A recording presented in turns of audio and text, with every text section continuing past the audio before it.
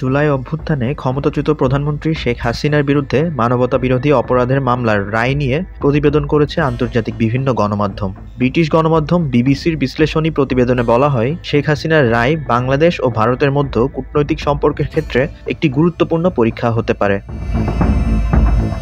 কাতার ভিত্তিক গণমাধ্যম Al Jazeera তাদের প্রতিবেদনে লিখেছে, প্রতিদ্বন্দ্বীদের বিচারের জন্য শেখ হাসিনার তৈরি আদালত এখন তার নিজেরই বিচার করছে। প্রতিবেদনে বলা হয়, ঢাকার একটি বিশেষ ট্রাইব্যুনাল গত বছর ছাত্র নেতৃত্বাধীন বিক্ষোভ দমনে শেখ হাসিনাকে মানবতা বিরোধী অপরাধের জন্য দোষী সাব্যস্ত করেছে। গণবিক্ষোভ দমনের পেছনে মাস্টার মাইন্ড হিসেবে ৭৮ বছর বয়সী শেখ হাসিনার অনুপস্থিতিতে তার বিচার কাজ চলমান রয়েছে।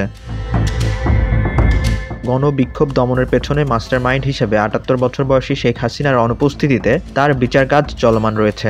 বার্তা সংস্থা রয়টার্সের প্রতিবেদনে বলা হয়, ক্ষমতাচ্যুত প্রধানমন্ত্রী শেখ হাসিনাকে মানবতা বিরোধী অপরাধের জন্য দোষী সাব্যস্ত করা হয়েছে। বিক্ষোভ দমন-পীড়নের নির্দেশ দেওয়ার জন্য তাকে দোষী সাব্যস্ত করা হয়।